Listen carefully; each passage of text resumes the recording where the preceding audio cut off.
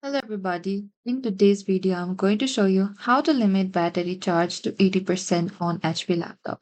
Whether you can limit charging to 80% depends on your exact HP laptop model. So firstly, you need to press the icon Windows and I, and it will open the setting. And in the left hand side, what you need to do is select the system.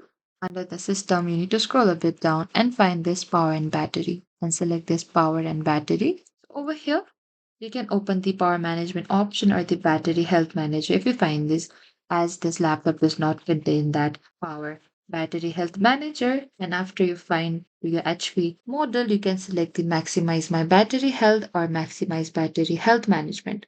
And you can save the changes and restart. And this setting limits the battery effective maximum charge to about 80%, which helps reduce long term battery wear. And that is it. This is how you can limit your battery charge to 80% on HP laptop. Thank you for watching this video. I hope this video was helpful.